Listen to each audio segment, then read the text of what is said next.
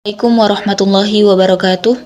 Alhamdulillahirabbil alamin. Assalatu wassalamu ala asyrafil anbiya'i wal mursalin sayyidina Muhammadin wa ala alihi wa sahbihi ajma'in, amma ba'du.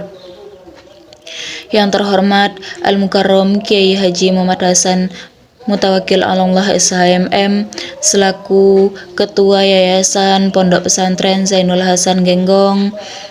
Yang terhormat Bapak Dr. Abdul Aziz Wahab MAG selaku Rektor Universitas Islam Zainul Hasan Genggong.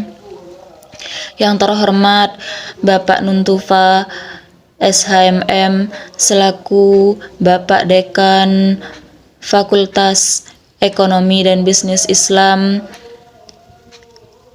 Yang terhormat Bapak Ahmad Fajri ME selaku Kaprodi Perbankan Syariah Universitas Islam Zainul Hasan Genggong, dan tak lupa pula seluruh jajaran dosen tetap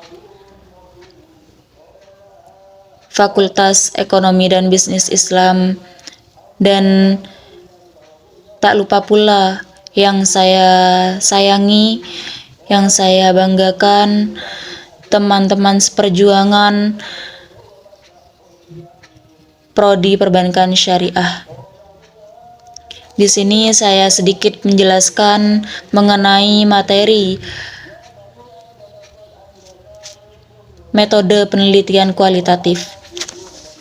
Nah, jadi di bab 9 ini terdapat paradigma penelitian kualitatif, di mana kualitatif itu sendiri adalah proses penelitian berdasarkan fakta sosial yang secara alamiah. Jadi, penelitian ini memang sudah sesuai dari kemampuan si peneliti itu sendiri. Namun, peneliti itu juga harus bisa menyesuaikan kondisi lapangan yang sudah dipilih, yang nantinya akan dipilih. Nah, menarik atau tidaknya penelitian yang kita ambil itu tergantung dari si peneliti, karena peneliti sendiri yang bisa menentukan pada kedalaman suatu materi dan juga keabsahan data yang akan diperoleh hingga selesai atau tidaknya sebuah penelitian tersebut. Nah, dari data yang diperoleh itu berupa data deskriptif, karena datanya itu dari hasil pendapat, komentar, wawancara, hasil observasinya. Jadi tergantung dari si peneliti kualitatif itu sendiri mau mendapatkan datanya itu dari hasil yang akan dihadapinya nanti. Jadi seperti itu. Nah, di sini di sub yang kedua itu terdapat judul penelitian kualitatif. Nah, itu lebih abstrak dan tidak ada kata-kata bakunya yang bisa kita pedomani. Karena permasalahan yang dibawa itu nanti bersifat sementara, bersifat holistik, dan juga bisa berkembang di lapangan nantinya. Nah, di fokus penelitian ini sendiri juga penelitian fokus untuk menggali informasi, memahami dan juga menganalisis pendapat dari si informan tersebut, selaku yang menjadi peran yang berkaitan dan juga yang memberi usulan pemikiran supaya kita selaku peneliti itu bisa memudahkan apa yang menjadi tugas dan juga kewajiban kita selaku peneliti tentang apa yang sedang kita teliti nantinya.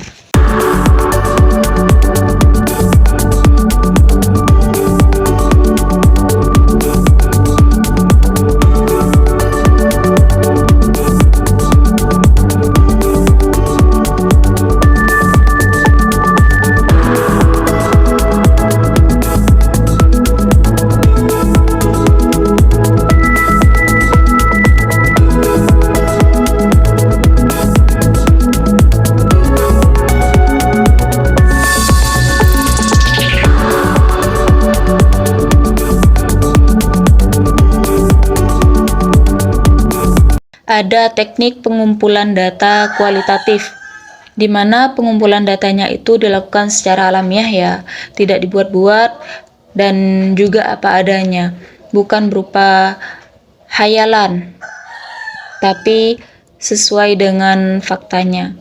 Dan teknik pengumpulan datanya itu didapat dari wawancara, bisa juga didapat dari FGD, dan juga bisa didapat dari observasi nantinya yang harus dilakukan sendiri oleh si peneliti. Jadi harus terjun langsung ke lapangan. Seperti itu. Nah, untuk dokumentasinya itu bisa diwakilkan oleh teman kita atau juga bisa dokumentasi sendiri, tapi lebih sering kita meminta tolong kepada orang lain untuk mendokumentasikan. Nah, di sini ada 3 macam. Yang pertama itu ada wawancara, di mana wawancara ini ada 3 bagian, tidak terstruktur, semi terstruktur, dan juga terstruktur. Kalau yang tidak terstruktur ini, wawancaranya itu dilakukan di mana saja. Peneliti itu tidak menggunakan pedoman wawancara, jadi tidak perlu menggunakan teks ya. Jadi apa yang ingin kita tanyakan nantinya itu sudah ada di benaknya kita, sudah ada di pikiran kita, seperti itu. Dan kita selaku peneliti itu harus sudah hafal dan juga paham nantinya apa yang ingin kita wawancarai kepada informan yang sudah kita pilih, seperti itu. Nah, yang semi terstruktur ini wawancaranya itu sudah ada di pedoman yang sudah kita susun sebelumnya, tapi topik pembicaraannya itu tetap dipegang oleh peneliti selama wawancara itu berlangsung. Nah, penelitiannya itu melihat sekali saja, jadi kita boleh memegang teks, memegang kertas apa yang sudah kita susun, apa yang ingin kita tanyakan nantinya, kita boleh, tapi hanya sesekali saja, tidak setiap kita tanya kita harus membaca, kita harus melihat teks itu. Jadi seperti itu. Nah, sedangkan yang terstruktur ini itu wawancara dilakukan secara formal dan juga terstruktur. Tidak boleh melakukan wawancara yang keluar dari tema penelitian. Apabila peneliti melakukan wawancara dengan beberapa informan, maka pertanyaan yang diberikan harus sama antara informan satu dan juga lainnya. Jadi peneliti ini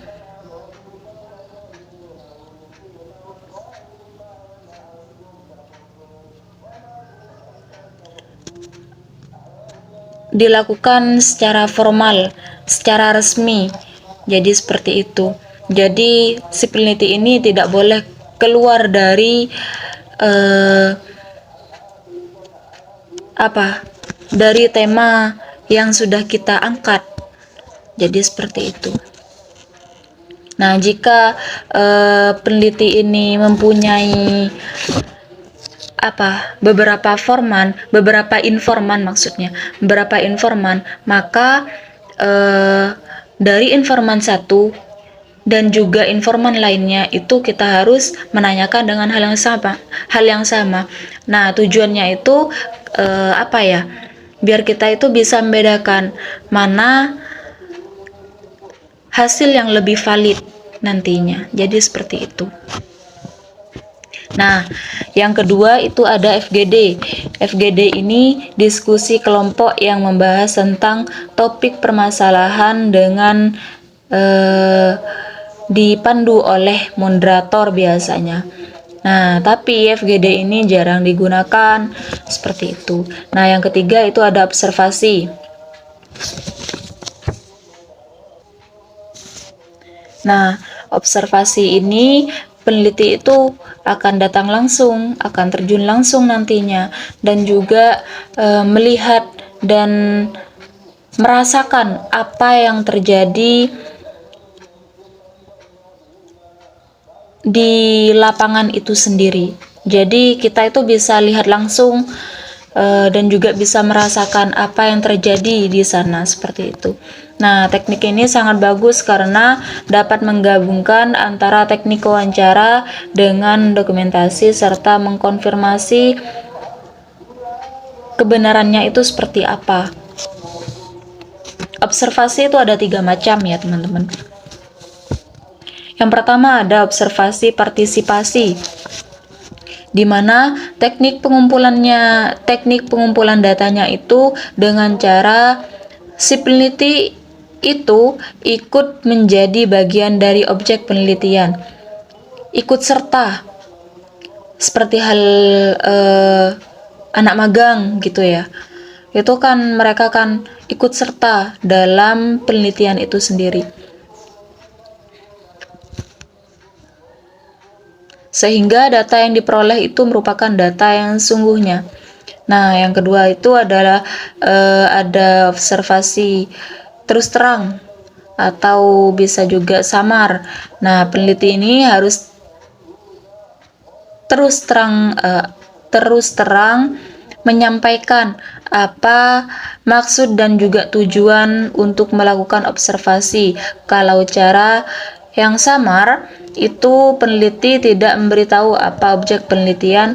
Jadi kalau yang secara terang-terangan itu peneliti itu menjelaskan secara terang-terangan. Contohnya seperti ini. Mohon maaf Mbak, saya ingin melakukan penelitian di lapangan ini, di bank ini, bank XYZ misal seperti itu. Jadi kita itu menyampaikan maksud dan tujuannya kita itu untuk apa, seperti itu. Nah, sedangkan untuk yang samar ini kita itu meneliti secara diam-diaman. Tidak boleh ada yang tahu, jadi seperti itu. Nah, yang ketiga itu ada observasi tak terstruktur. Nah, maksudnya di sini peneliti itu melakukan observasi yang tidak dipersiapkan sebelumnya dan akan terjadinya hal yang tidak diduga sebelumnya. Jadi, tanpa harus ada persiapan apapun, si peneliti ini boro-boro sudah terjun langsung gitu, tanpa harus ada persiapan. Nah, di sini juga ada pendokumentasian. Jadi dokumentasi ini fungsinya untuk bukti kalau kita benar-benar terjun langsung nantinya. Nah, hasil dari proses ini itu untuk dijadikan sebagai laporan, baik berupa hard copy ataupun soft copy, supaya dapat memperkuat data wawancara, observasi, bahkan juga FGD nantinya. Nah, di bab 11 itu terdapat informan penelitian. Nah, informan penelitian ini adalah orang atau pihak di luar peneliti itu sudah menguasai tema ataupun masalah penelitian. Biasanya jumlah dalam penelitian kualitatif itu disesuaikan dengan kebutuhan datanya si peneliti gitu. Karena informan kunci itu sangat berperan dan menentukan kualitas penelitian supaya peneliti dapat mengumpulkan data untuk dianalisis. Teknik penentuan informan dilakukan sebelum atau ketika melakukan penelitian lapangan. Nah, maksudnya itu gini. Contoh ya, kita itu mencari informan. Informan ini kan kunci dari sukses tidaknya kita melakukan penelitian. Maksudnya itu kita mengangkat tema ini ya. Nah, kualitas tidaknya apa tema-tema yang kita angkat itu kualitas tidaknya itu tergantung dari usaha kita gitu. Jadi kalau saya sarankan, kalau boleh saya sarankan, kalau mencari informan itu jangan abal-abalan gitu. Jadi contohnya seperti kita itu mencari informan seperti rektor. Jadi gitu. Pastikan oh ini sudah rektor gitu. Pastikan mereka sudah yakin oh ini pasti valid, pasti benar, pasti bagus seperti itu. Jadi kualitas kita nantinya akan maksimal. Nah, kalau misal informannya seperti sesama mahasiswa, oh ini mungkin kualitasnya kurang baik, kurang bagus seperti itu. Jadi kita itu bagaimana caranya kita itu bisa meyakinkan para pembaca nantinya gitu. Nah, ada 3 pendekatan teknis penentuan sampel. Itu ada 4 ya. Yang pertama berdasarkan kenyamanan. Yang kedua, informan yang benar-benar produktif hingga bisa membantu menjawab rumusan masalah secara tepat. Yang ketiga, proses berulang-ulang dalam desain penelitian dengan aspek tinjauan teori yang lebih banyak. Yang keempat itu peneliti meminta pendapat dari informan pertama untuk mendapat rekomendasi satu pihak yang harus diwawancarai nantinya. Jadi semisal kita udah wawancara ke rektor selaku informan pertama kita, nah nanti kita itu minta saran nih, Pak, mohon maaf kalau boleh minta saran, kiranya yang bisa membantu supaya lebih kuat dengan penelitian ini itu nanti saya harus wawancara kepada siapa ya gitu. Jadi si rektor ini mungkin bisa bantu kita untuk memberikan, bisa mengusulkan, bisa membantu kita untuk mencari informan yang baik, yang terbaik. Contoh seperti manajer, seperti itu. Nah, yang ke-12 itu ada uji keabsahan data. Yang pertama itu jenis uji keabsahan data. Nah, uji validitas itu adalah kata yang tepat untuk menggambarkan suatu proses pengujiannya, itu validitas data. Sedangkan uji keabsahan data itu hanya digunakan dalam penelitian kualitatif. Nah, di sini ada berapa ya? Yang pertama itu ada uji keabsahan data. Nah, di uji keabsahan data ini juga mempunyai bagian.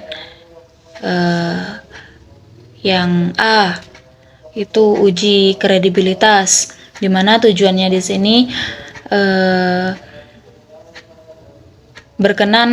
berkenaan dengan derajat kepercayaan atau akurasi data dalam desain peneliti.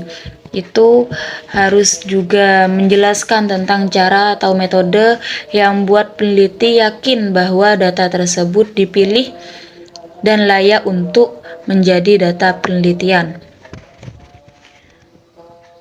Nah, di sini di uji kredibilitas ini juga terdapat beberapa bagian, diantaranya yang pertama itu ada triangulasi, di mana triangulasi ini proses uji keabsahan data yang memberikan keyakinan pada peneliti tentang data yang diperolehnya itu telah sesuai dengan kenyataan yang sudah di lapangan gini.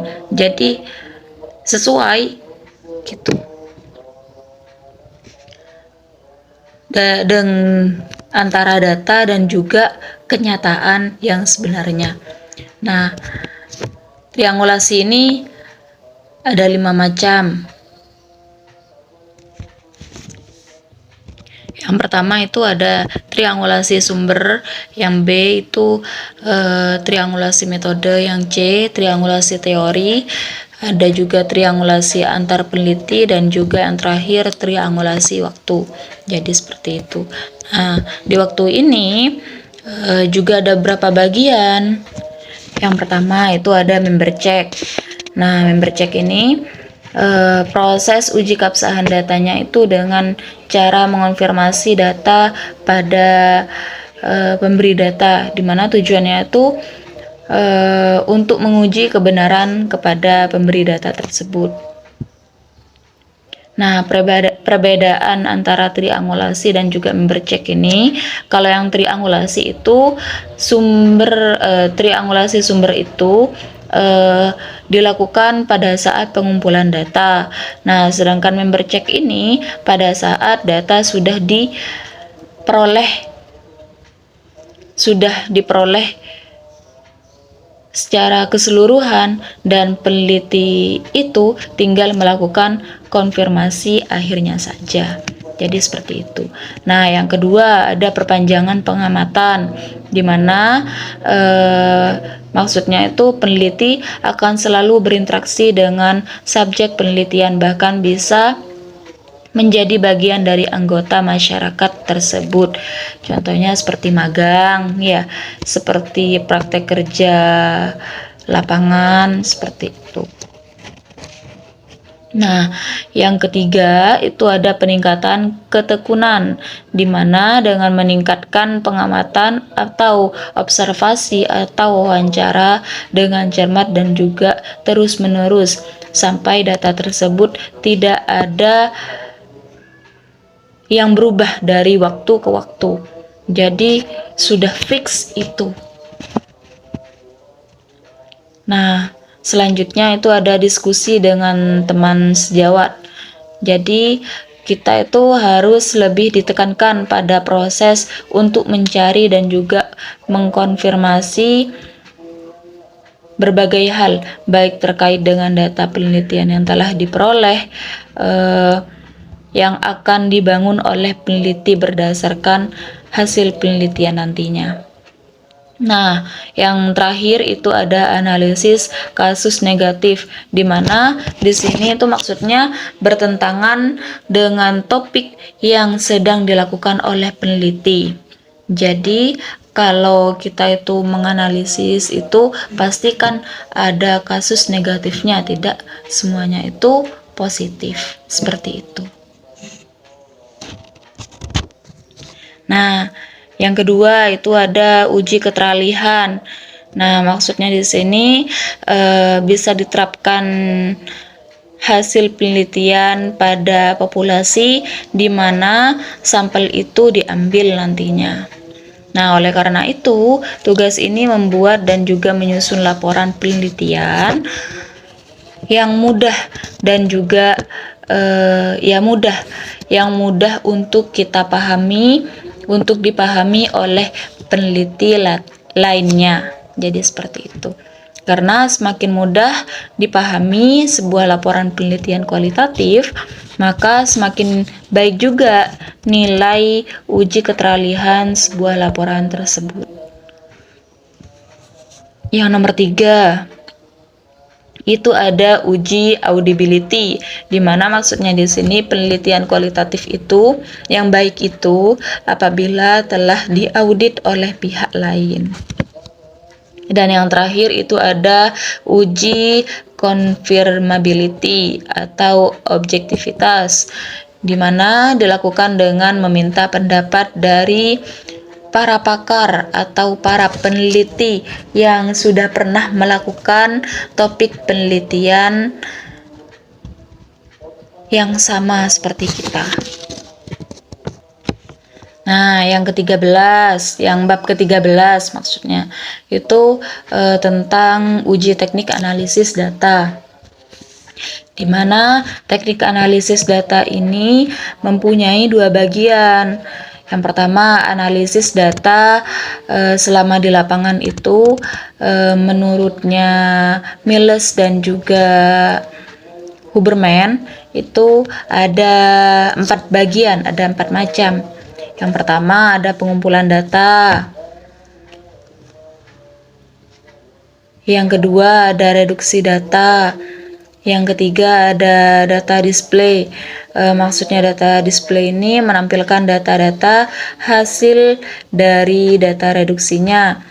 Nah, data yang ditampilkan ini berupa petikan-petikan wawancara untuk tiap ide dalam topik penelitian itu sendiri. Dan yang kedua itu conclusion data.